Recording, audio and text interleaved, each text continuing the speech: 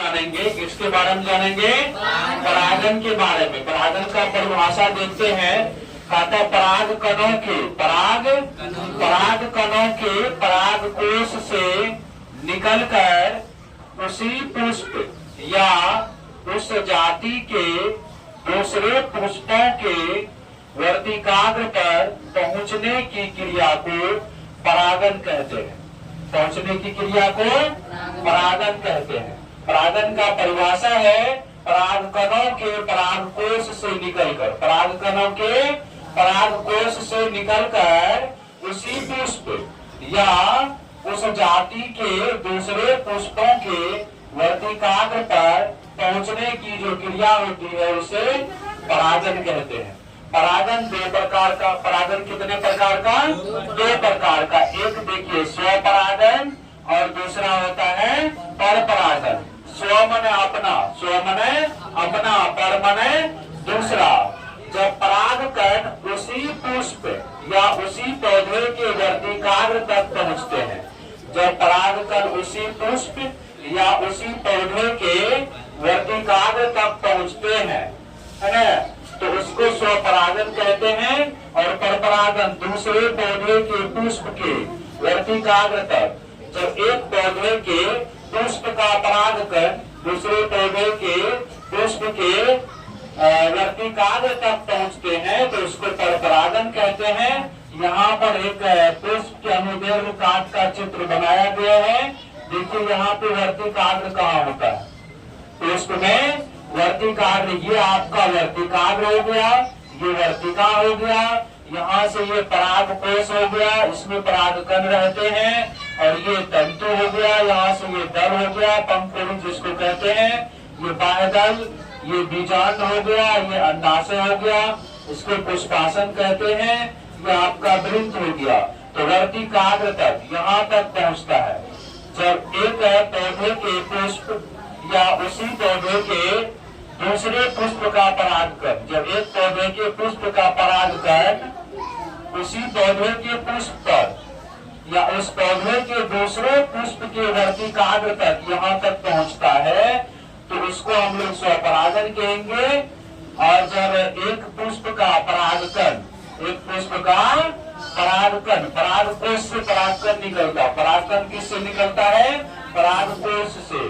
जब एक पुष्प का परागकण दूसरे जाति के पुष्प, दूसरे जाति के या दूसरे पौधे के पुष्प के वर्तिकाग्र तक पहुंचेगा, कहाँ तक पहुंचेगा? वर्तिकाग्र तक पहुंचेगा तो उसको परपरागन कहते हैं। यह पहुंचेगा कैसे? एक पौधा बड़ा होगा और दूसरा पौधा छोटा होगा तब पहुंचेगा, है ना, या इसके सामना में होगा तब पहुंचेगा। ऐसा नहीं कि एक पौधा यहाँ पर है और एक पौधा 10 फुट की दूरी पर दे देंगे तो परागन हो जाएगा। एक पौधा यहाँ पे और एक पौधा 10 फुट की दूरी पर देंगे तो परागन नहीं होगा। एक डिस्टेंस में मेंटेन करना पड़ता है, उसके पास में, उसके नजदीक में होगा तब परागन हो पाएगा। तो परागन समझ गए। परागकणों के परागकोश से, परागकण कहाँ रहता है? परागकोश में। परागकोश कहाँ रहता है? पुष्प पे देखिए ये परागकोश हो गया, इसमें परागकण रहते हैं। और परागकोश से परागकण जब निकल करके उसी पुष्प या उस जाति के दूसरे पुष्पों के वर्तिकाग्र पर पहुंचते हैं तो उसको परागकण कहेंगे। और यह परागकण जब जिस पुष्प से निकलेगा उसी पुष्प पर, जिस पुष्प से निकलेगा उसी पुष्प या उसी पौधे के वर्तिकाग्र पर रहेगा परागकण तो स्वपरागन, अपने में परागन, स्वपरागन। और जब उस पुष्प का परागकण परागकोश से निकलकर किसी दूसरे पौधे के वर्तिकाग्र तक चला जाएगा तो उसको परपरागन कहते हैं। उसको क्या कहते हैं? परपरागन। उसको क्या कहते हैं? परपरागन। इस प्रकार से यहाँ पे देख सकते हैं पुष्प का सभी भाग दिखाया गया है। परपरागन, स्वपरागन, परागन। समझ में आया? परागन क्या होता है? परागकणों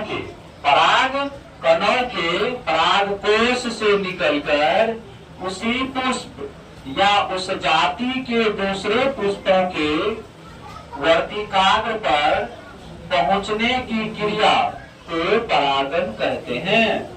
परागन दो प्रकार का होता है। ये मैपिंग कंसेप्ट के जरिए आप देख सकते हैं परागन कितने प्रकार का, दो प्रकार का, एक स्वपरागन, दूसरा पर परागन। स्वपरागन में क्या होता है, परागकण उसी पुष्प या उसी पौधे के वर्तिकाग्र तक पहुंचते हैं। उसी पुष्प या उसी पौधे के वर्तिकाग्र तक जब परागकण पहुंचते हैं तो स्वपरागन कहेंगे, और परागकण दूसरे पौधे के पुष्प के वर्तिकाग्र तक जब पहुंच जाता है तो उसको परपरागन कहते हैं। नाम से यह स्पष्ट है, स्व मने अपने, अपर मने दूसरे। परागकण आप लोग देखे होंगे, जब हम लोग जनवरी और फरवरी के महीना में गेहूं के खेत की तरफ जाते हैं तो गेहूं के खेत में सरसों का पौधा होता है।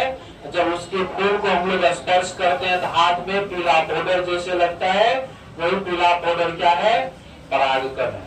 पीला पाउडर क्या है, परागकण। इस प्रकार से आपको परागन समझ में आ गया होगा, उम्मीद करते हैं।